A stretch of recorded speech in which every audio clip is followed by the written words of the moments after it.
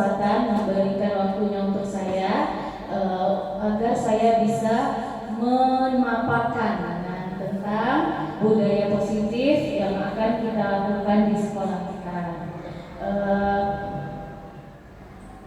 Puji dan syukur marilah kita ucapkan kepada Allah Subhanahu wa Ta'ala yang telah memberikan kita nikmat kesempatan, nikmat kesehatan, sehingga kita bisa berkumpul pada siang hari ini dalam rangka kegiatan sosialisasi budaya positif. Tidak lupa pula sholawat dan salam marilah kita sampaikan kepada Nabi besar Muhammad SAW dengan melafazkan ibu-ibu, Allahumma sholli ala Muhammad wa ala ali Muhammad. Baik, terima kasih Bapak Ibu. Pertama-tama yang mau saya ucapkan, saya di sini tidak menjadi guru ibu-ibu, tidak mengguru ibu-ibu, apalagi ibu-ibu yang sudah lama mengajar di SDS Al-Kausar.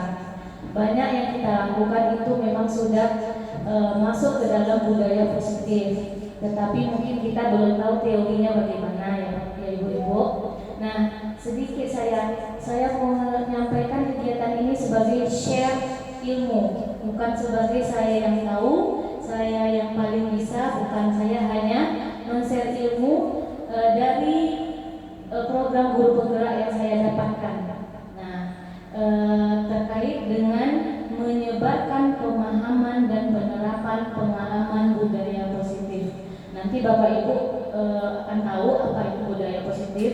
Kalau sekarang masih bertanya-tanya, nah kita mulai ya Bapak Ibu. Tapi sebelum kita mulai, kita boleh ice breaking dulu ya Bapak Ibu. Boleh. Nah, biar kita tidak tegang, kita ice breaking dulu. Iya, ibu-ibu. Ice breakingnya begini, saya sebutkan kata misalnya meja. Nah, saya minta itu kepada Ibu Uci. Ibu Uci ambil nanti huruf belakangnya. Bisa ya Bu Uci? Bisa ya ibu-ibu? Ibu ini. Oke, kita mulai. Ya. Saya sebut lalat. Saya mintanya Ibu Afni. Boleh? Langsung disampaikan nanti giliran semuanya. Ya, silakan Bu. Iya. Ya? Iya. Iya. Oke, langsung Ibu petunjuk siapa? Garpu. Garpu. Langsung tuju orangnya. Udah. Oke, lanjut. Langsung pilih orangnya Bu. G ya, G. G. Ya. Gerbang. Gerbang. Oke, G lagi. Tuju orangnya Bu. Oke, yuk. Gajah. Gajah. Lanjut. Apa huruf belakangnya? Bu Rahmi. Harimau. Oke, lanjut Bu Rahmi. Ayo Bu Nuril. Mau? Usaha. Yuk lanjut. Pilih orangnya Bu. Apel. Oke, lanjut. L. Siapa? Bu Eni. Lilin. Oke, lanjut Bu.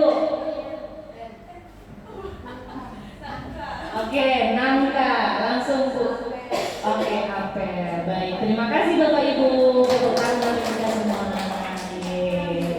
Oke, dah sedikit kendor ya Bapak Ibu. Bisa? Nah, mari kita nikmati presentasi atau materi yang saya paparkan. Baik, kita mulai saja Ibu, silahkan. Nah, konsep ini budaya positif itu ada 8 ya Bapak ya Ibu-ibu. 1. Perubahan paradigma belajar. Yang kedua, disiplin positif. Yang ketiga, nilai-nilai kebajikan. Yang keempat, kebutuhan dasar manusia. Yang kelima, motivasi perilaku manusia. Yang keenam, posisi kontrol guru. Ketujuh, keyakinan kelas. Dan kedelapan, segitiga restitusi. Insya Allah nanti saya akan jelaskan satu-satu apa-apa saja tentang konsep budaya positif ini. Nah, kita masuk ke dalam pembelajaran dengan paradigma baru. Apa itu pembelajaran dengan paradigma baru? Merupakan pembelajaran yang dirancang berdasarkan pembelajaran berdiferensiasi, sehingga para peserta didik belajar sesuai kebutuhannya berdasarkan tahap perkembangan sesuai teori psikologi modern untuk mewujudkan profil pelajar Pancasila. Nah, ibu-ibu tahu profil pelajar Pancasila? Ya, boleh disebutkan salah satunya. Bhinneka Tunggal Ika. Oke, ada lagi Bu? Iya, berkebinekaan global. Ada lagi? Mandiri, gotong royong, kreatif. Oke, ada berapa dia Bapak Ibu? Ibu-ibu? Ada 6 apa 7? 7. Oke, baik. Nah, pembelajaran paradigma baru itu kita berdasarkan kepada profil pelajar Pancasila ini. Ya, ibu-ibu. Oke. Lanjut. Nah, dalam paradigma itu kita mengambil teori kontrol, miskonsepsi. Apa saja miskonsepsi? Ilusi mengontrol murid, ilusi bahwa semua penguatan itu positif dan bermanfaat, ilusi bahwa orang dewasa berhak memaksa, kemudian ilusi bahwa kritik dan membuat rasa bersalah mampu menguatkan karakter. Nah, ini adalah teori miskonsepsi.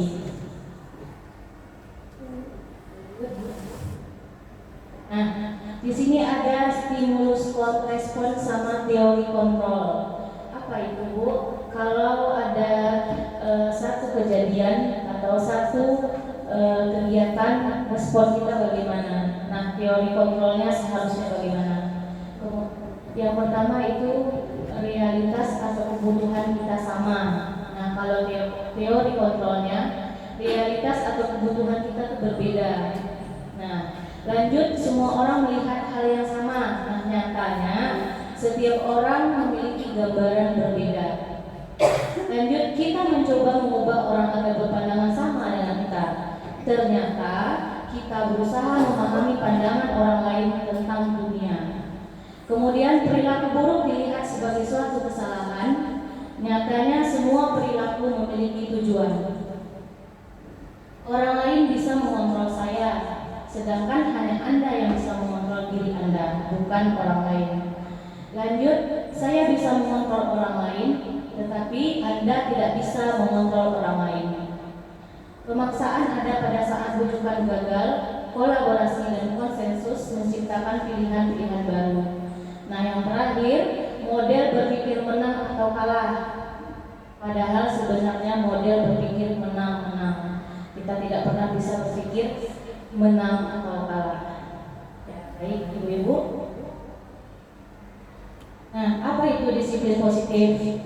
Disiplin positif itu berasal dari kata disiplinya yang artinya belajar. Disiplin mengacu pada disiplin diri yang memiliki tanggung jawab terhadap apa yang dilakukannya berdasarkan nilai-nilai yang diyakini. Disiplin positif merupakan salah satu penerapan disiplin yang bertujuan untuk menumbuhkan kesadaran serta memberdayakan peserta didik tanpa imbalan atau penghargaan, reward atau ancaman atau hukuman. Nah, kalau kita menyuruh anak, mungkin kita saya sendiri tepatnya, nak silakan sholat yang bagus atau rapi, nanti ibu pasti ada rewardnya. Tahu, kalau kamu tidak sholat yang bagus atau baik, nanti ibu taruh kamu di luar. Nah, itu tuh yang akan kita hilangkan. Lanjut, sebagai pendidik, tujuan kita adalah menciptakan peserta didik yang memiliki disiplin diri, sehingga mereka berperilaku mengacu kepada nilai-nilai kebajikan universal dan memiliki motivasi intrinsik dalam perubahan perilaku ke arah yang lebih baik. Intrinsik itu di dalam dirinya, bukan ekstrinsik dari luar. Kita ada kebutuhan dasar, Bu. Setiap manusia mempunyai 5 kebutuhan dasar. Kebutuhan dasar manusia adalah segala sesuatu yang kita lakukan untuk mendapatkan apa yang kita inginkan. Seluruh tindakan yang kita lakukan memiliki tujuan tertentu, dan semua usaha terbaik yang kita lakukan adalah dalam rangka agar kebutuhan dasar kita terpenuhi dengan baik. Nah, kita akan lihat apa saja kebutuhan dasar kita. Yang pertama itu bertahan hidup. Yang kedua itu kesenangan keempat itu penguasaan, dan yang kelima itu adalah kasih sayang dan rasa diterima. Ini semua kita punya Ibu. Ya, baik. Lanjut. Dari kebutuhan dasar tadi kita mempunyai motivasi perilaku. Jadi kita bisa berperilaku atas dasar lima kebutuhan dasar tadi. Yang pertama, untuk menghindari ketidaknyamanan atau hukuman untuk mendapatkan imbalan penghargaan dari orang lain. Itu termasuk dari SDC. Jadi kita mau mendapatkan penghargaan dari orang lain. Yang kedua, untuk menjadi orang yang mereka inginkan dan menghargai diri sendiri dengan nilai-nilai yang mereka percaya. Nah, kita masuk dalam hukuman atau konsekuensi restitusi. Apa saja itu? Nah, saya akan jelaskan. Hukuman itu ada tidak terencana, tiba-tiba murid tidak tahu apa yang akan terjadi atau dilibatkan. Bersifat satu arah, berupa hukuman fisik ataupun psikis. Yang kedua, konsekuensi terencana, disepakati sesuai peraturan, murid tetap dibuat tidak nyaman, sikap guru selalu memonitor murid. Lanjut, restitusi. Apa itu restitusi? Merupakan proses menciptakan kondisi bagi murid untuk memperbaiki kesalahan. Proses kolaboratif yang mengajarkan murid untuk mencari solusi sendiri. Nah, ini akan kita bahas nanti. Nah, kita sebagai guru, ibu-ibu, ada 5 posisi kontrol yang harus kita sebagai kita menempatkan diri sebagainya. Yang pertama, penghukum. Nah, yang kedua, pemantau. Yang ketiga, membuat merasa bersalah. Yang keempat, manajer. Dan yang kelima, teman. Nah, kita bisa menempatkan diri kita sebagai 5 posisi kontrol tersebut. Saya akan jelaskan satu-satu. Ada satu kasus yang kita ambil, namanya kasus siswa tidak memakai atribut lengkap saat upacara bendera. Nah, posisi kita sebagai guru bagaimana? Yang pertama, hormat pada bendera selama 1 jam. Nah, itu termasuk penghukum. Yang kedua, pembuat merasa bersalah. Berapa kali ibu bapak harus memberitahu kamu selalu saja mengecewakan ibu atau bapak. Nah, itu sebagai membuat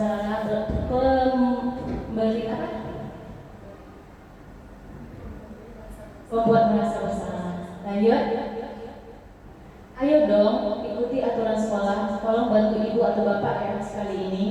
Ya sudah, tidak apa-apa. Lain kali jangan sampai berbuat seperti ini lagi ya. Nah, kalau ini seperti teman. Lanjut, kami sudah melanggar peraturan sekolah. Kamu tahu konsekuensinya. Setelah upacara kamu beli atributnya ke koperasi sekolah dan jangan diulangi lagi. Itu sebagai pemantau. Nah, yang paling baik itu posisi kita ibu-ibu adalah sebagai manajer. Kenapa? Ini salah satu contohnya. Apakah kamu tahu kesalahanmu? Kira-kira bagaimana kamu memperbaiki kesalahanmu? Nah, seharusnya kita sebagai manajer. Teori ini kalau kita hadapkan kepada aksi nyata kita di kelas ataupun di lingkungan, memang selalu bertolak belakang ya ibu-ibu. Ada yang bisa kita sesuaikan dengan teori, ada yang tidak. Nah, tapi itulah kekurangan atau kelebihan dari sebuah teori. Baik, ini beberapa contoh posisi kita, posisi kontrol kita seperti apanya. Kalau kita mengatakan seperti ini, saya kecewa sekali dengan kamu. Lanjut, kamu tidak pernah benar melakukannya. Nah, ibu mau pilih yang mana? Apa rencanamu untuk menyelesaikan masalah ini? Kemudian, ayolah lakukan demi bapak ibu ya. Lanjut, kamu tidak pernah mendapatkan nilai jika tidak mengerjakan tugas. Nah, kita termasuk yang kemana ya bapak ibu, ya ibu-ibu. Lanjut, nah dari posisi kontrol tadi, jika ada anak yang bermasalah, nah kita kembalinya ke keyakinan kelas menyelesaikan masalahnya. Nah, mengapa keyakinan kelas? Mengapa bukan peraturan kelas? Kalau keyakinan kelas itu dibuat atas kesepakatan guru dan anak. Jadi kita berkomunikasi, berdiskusi, menuliskan apa saja kesepakatan keyakinan kelas yang akan kita buat. Contohnya datang tepat waktu, belajar dengan tidak ribut, atau menjaga kebersihan kelas. Nah, kalau peraturan kelas itu dibuat secara oleh guru tanpa melibatkan murid, kemudian mengikat dan biasanya otoriter harus dipatuhi. Lanjut, kenapa pembentukan keyakinan kelas yang kita buat? Karena bersifat abstrak. Abstrak itu nyata, padat, singkat dan jelas, berupa pernyataan universal, yaitu pernyataan umum, dibuat dalam pernyataan positif, sedikit saja agar mudah diingat, sesuai dengan kondisi kelas dan sekolah sehingga mudah diterapkan. Kemudian semua warga sekolah atau warga kelas dilibatkan saat membuat keyakinan kelas. Nah, itu kenapa kita pilih keyakinan kelas. Lanjut, ini adalah cara penyelesaian segitiga restitusi. Apa dia segitiga restitusi itu? Suatu proses dialog yang dijalankan oleh guru agar dapat menghasilkan murid yang mandiri dan bertanggung jawab. Nah, ini dia contohnya ibu-ibu. Segitiga restitusinya, yang pertama menstabilkan identitas, yang kedua validasi tindakan yang salah, yang ketiga menanyakan keyakinan. Ini tahap segitiga restitusi. Saya akan jelaskan apa saja yang menstabilkan identitas. Nah, ini dia. Menstabilkan identitas, contoh-contoh kata-katanya apa? Berbuat salah itu wajar. Tidak ada manusia yang sempurna. Ibu atau bapak juga pernah melakukan itu. Ibu atau bapak tidak mau mencari siapa yang salah, tapi ibu atau bapak ingin mencari solusi dari permasalahan ini. Kamu berhak merasa begitu. Nah, itu menstabilkan identitas. Kita masuk validasi tindakan yang salah. Ini berupaya memenuhi suatu kebutuhan tertentu. Apa saja kalimatnya? Kamu pasti punya alasan mengapa melakukan hal itu. Padahal kamu bisa melakukannya yang lebih buruk dari ini ya. Kamu patut bangga karena dalam melindungi sesuatu yang penting buatmu. Kamu melakukannya karena mempertahankan sesuatu yang penting bagimu. Itu salah satu contoh-contoh kalimatnya. Terakhir, ini adalah penyelesaian, menanyakan keyakinan kelas kita tadi, apa yang sudah dilanggar oleh anak murid kita. Bahwa kontrol pada dasarnya kita termotivasi secara intrinsik. Jadi dia menyelesaikan masalahnya berasal dari dalam dirinya sendiri. Apa saja contohnya? Apa keyakinan kelas kita? Nilai-nilai apa yang telah disepakati bersama? Seperti apa gambaran sebuah kelas yang ideal menurut kamu? Terakhir, kamu ingin menjadi orang seperti apa? Nah, itu caranya. Walaupun kita belum bisa sepenuhnya menerapkan, tapi insya Allah mudah-mudahan kita bisa menerapkannya. Ya ibu-ibu. Lanjut, ini ada satu contoh skenario, bukan beneran. Ini adalah skenario salah satu anak kita. Kasusnya dia adalah datang terlambat, sering datang terlambat. Boleh diputar, Bu Suci?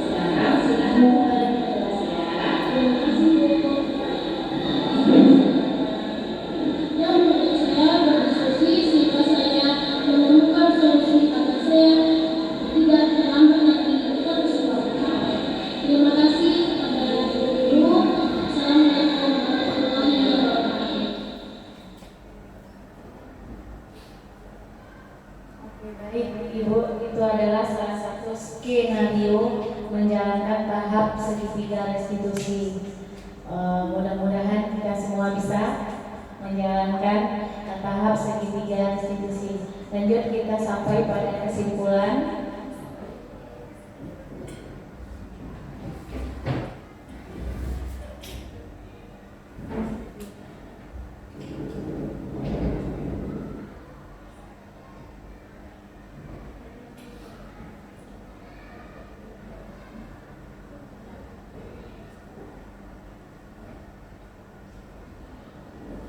Kesimpulannya adalah kita menjadi guru itu harus seperti teman, atau seperti pemantau, atau seperti manajer, atau seperti penghukum, atau seperti pembuat merasa bersalah. Nah, kemudian terakhir, budaya positif itu memang harus kita hendaknya guru memiliki standar kepribadian, profesional, dan sosial yang baik, di mana guru mampu merefleksi dirinya dalam posisi kontrol saat ini. Bagaimana perjalanan dirinya sebagai among atau manajer yang menuntut murid-muridnya menjadi insan yang mandiri, merdeka, dan bertanggung jawab sesuai dengan standar nasional pendidikan. Nah, begitu materi budaya positif dari saya. Bagi Bapak Ibu yang ingin memberikan umpan balik, pertanyaan, saran, kritik, atau cerita tentang budaya positif, saya persilakan.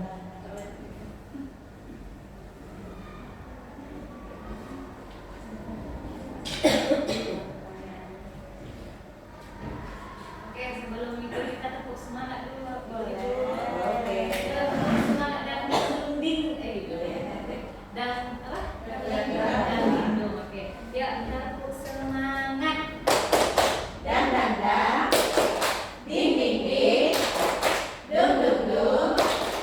Dan ding ding ding, dung dung dung. Se, aha aha, ha, aha aha, ya, aha aha, semangat. Terima kasih Ibu. Baiklah, terima kasih kepada Ibu Julia memberikan saya waktu untuk bertanya. Mungkin di sini yang mau saya tanyakan, kira-kira Bu, apa contoh kesepakatan di kelas yang baik? Low battery. Please charge. Saya ulangi, kira-kira apa contoh kesepakatan kelas yang baik itu dan yang paling mengikat? Yang kedua, apa dasar manusia itu, apa dasar yang mendorong manusia itu untuk melakukan bullying atau mengintip, khususnya untuk anak-anak? Low battery. Please charge. Ganti dulu. Diktat.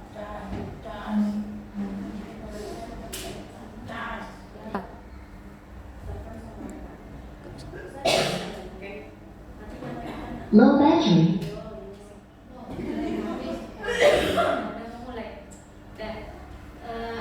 Saya jawab ya ibu-ibu. Nah, yang pertama itu adalah pertanyaannya, apa keyakinan kelas yang paling mengikat bagi anak-anak? Kalau menurut saya di kelas saya itu keyakinan kelas yang paling mengikat adalah belajar dengan tertib. Ya ibu-ibu, kenapa belajar dengan tertib? Kalau mereka tidak tertib, kita yang mengajarkan materi pun tidak fokus, kemudian anak-anak yang menerima tidak fokus, dan dia bisa memicu ketidakfokusan pada teman-teman yang lain. Nah, menurut saya seperti itu. Kalau ada tambahan dari ibu-ibu boleh? Ada tambahan? Oke. Ya baik Bu Nuril. Mungkin sedikit tambahannya Bu Ia, itu kesepakatan kelas yang baik salah satunya membiasakan anak budaya antri. Iya benar, baik. Oke, terima kasih Bu Nuril. Ya itu juga termasuk paling benar dan paling mengikat budaya antri. Nah kita masuk pertanyaan yang kedua. Pertanyaan kedua itu yang saya tangkap dari Bu Eni adalah kebutuhan dasar manusia yang bagaimana yang anak melakukan bully atau mengejek. Nah, kebutuhan dasar yang lewat mana? Kalau menurut saya dari penguasaan dan kesenangan. Kenapa mereka dari kesenangan? Karena mereka senang melihat temannya tertawa. Nah, jadi kalau mereka mengejek salah satu teman, itu teman yang lain menimpali. Nah, itu kesenangan. Kalau penguasaan, mereka berkuasa, mereka ingin merasa dihargai, mereka ingin merasa dihormati, bahwasannya ia bisa mengejek temannya dan teman yang lain ikut bahagia atas apa yang ia lakukan. Itu menurut saya dasar kebutuhan manusia yang membuat anak itu membuli atau mengejek. Baik, ibu-ibu ada lagi yang bisa memberikan saran, kritik, cerita, boleh? Atau kita refleksi hari ini, saya minta dua ibu-ibu apa tanggapan ibu-ibu atas kegiatan yang saya sampaikan hari ini. Boleh dua orang sebelum kita menutup kegiatan kita. Apa saja ibu-ibu tentang kegiatan kita? Boleh, silakan.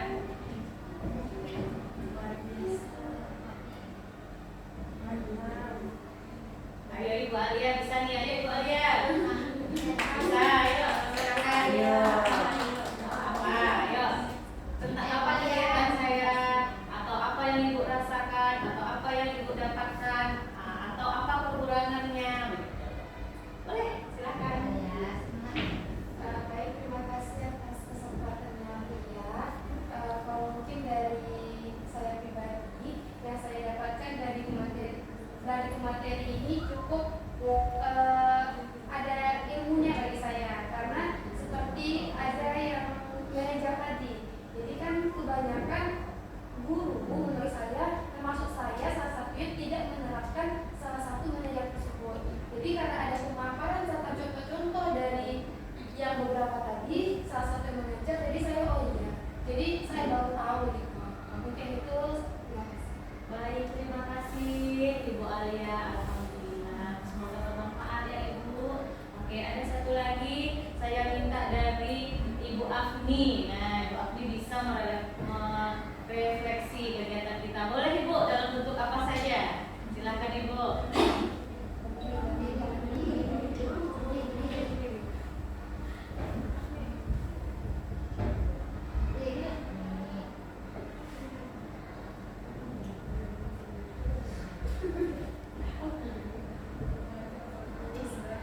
Oke, Ibu FD atau Ibu Dian boleh, berkolaborasi juga boleh. Ayo silakan Ibu Dian.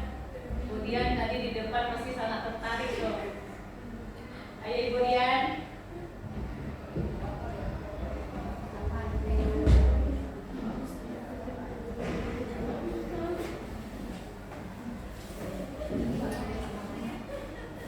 Apa Ibu Rahmi mau mewakili Ibu Rahmi? Silakan Ibu Rahmi, sedikit dari Ibu Rahmi. Ayo Ibu Rahmi.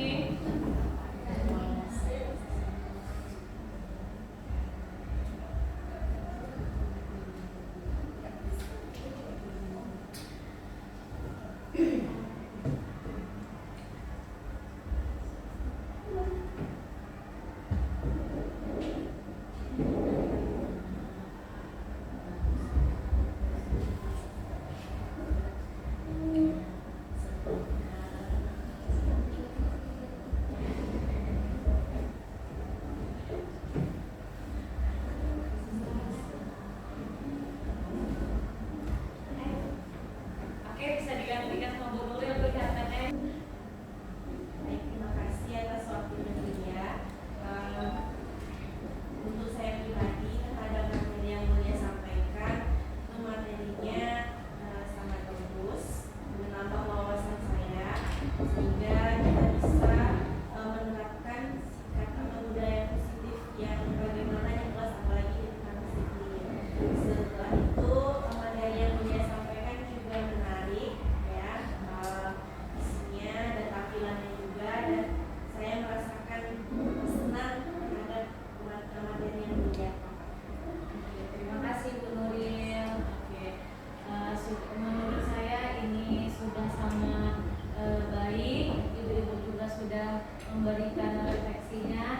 kasih banyak ibu-ibu waktunya, kesempatannya, kemudian pemikirannya. Semoga apa yang saya sampaikan bisa bermanfaat dan kita bisa menjadi guru-guru hebat saat ini, kemudian atau sampai nanti. Nah, boleh kita berfoto dulu ya ibu-ibu. Nah, kita tutup dengan yang seperti biasa, doa kafaratul majelis. Subhanakallahumma wa bihamdika asyhadu an la ilaha illa anta astaghfiruka wa atubu ilaik. Assalamualaikum warahmatullahi wabarakatuh. Waalaikumsalam warahmatullahi wabarakatuh.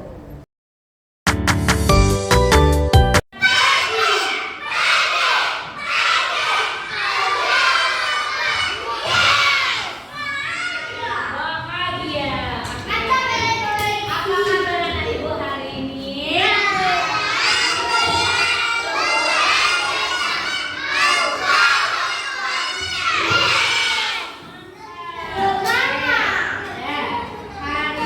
Hari ini sebelum kita memulai diskusi, kita tepuk semangat dulu. Boleh tepuk semangat? Dengan semangat supaya semangat kita diskusinya. Oke, Pipin, Firdan, gimana tepuk semangat kita? Ayo. Iya, Firdan, kita tepuk semangat dan dampingin ya, Firdan. Ayo. Ya,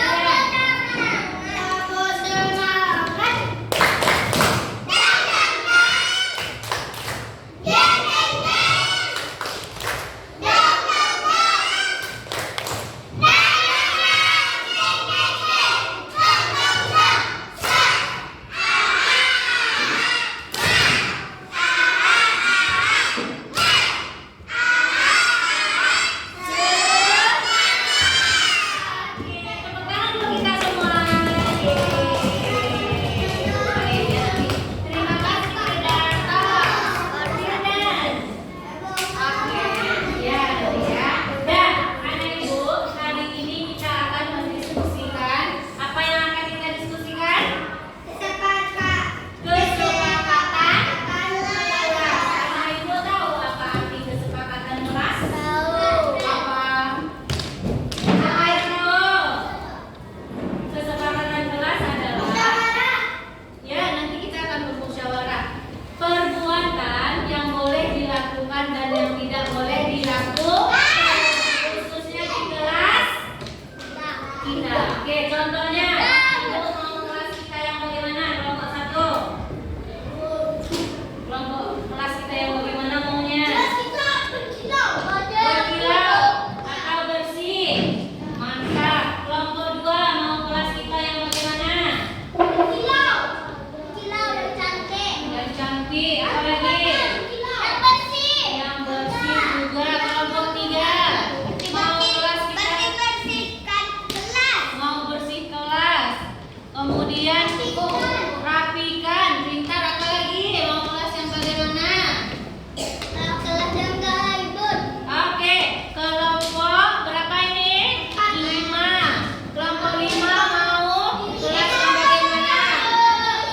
Yang bersih. Terus berjaga sopan. Apa lagi? Yang nggak berisik. Oke, mantap. Kelompok 4 mau kelas yang bagaimana? Yang orangnya ganteng.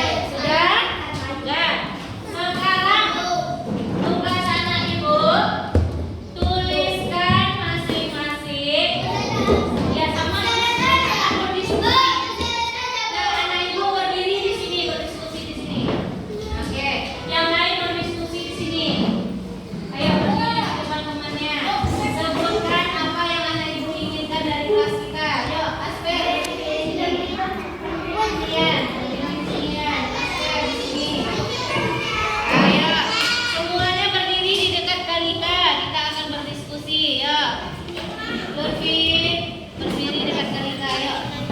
Nah, sebutkan apa yang ingin dilaksanakan di kelas kita. Yuk sini. Gibran berdiri dekat Aisyah. Oke. Viola di sini kelompoknya sama anaknya. Ayo, silakan tulis. Apa tadi yang disebutkan? Silakan tulis. Ayo. Tulis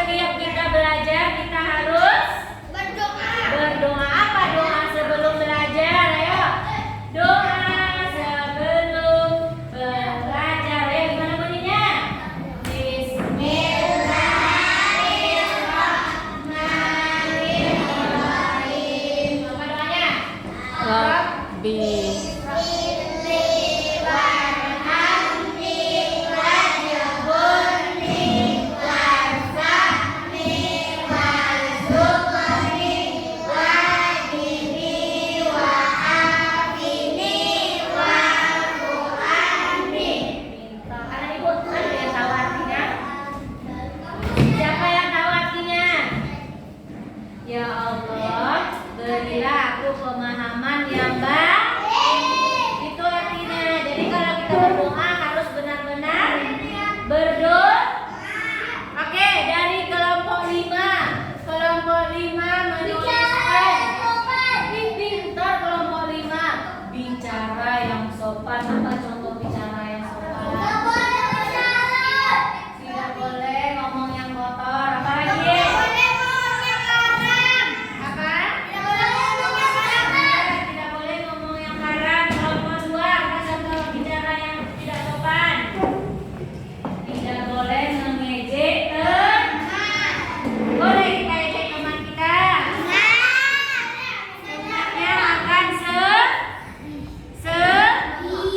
akan sedih temannya kalau kita ejek, ya. Oke?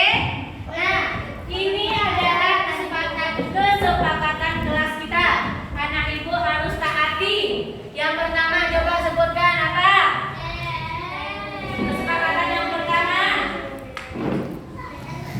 Datang tepat waktu. Ibu tuliskan supaya anak ibu tidak lupa. Sebutkan nanti ya.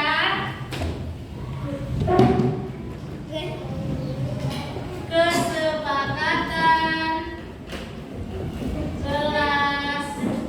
kelas berapa kita nak?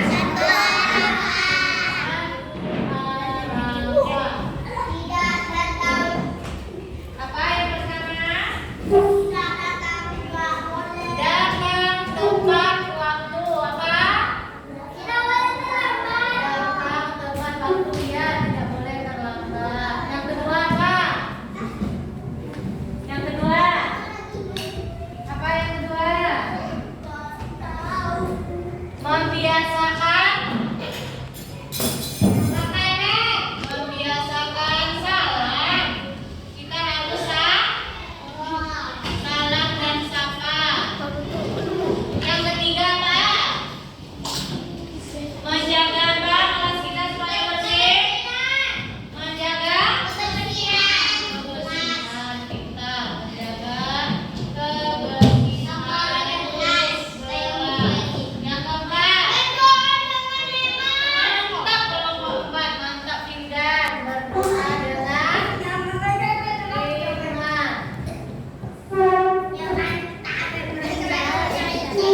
Terakhir, kalau yang kelima, berbicara yang sopan. Ada berapa kesempatan kelas kita? Silakan anak ibu baca, anak ibu pahami, dan anak ibu patuhi. Boleh dilanggar ini? Boleh dilanggar nggak? Boleh? Sebaliknya tidak. Oke. Dan sekarang kita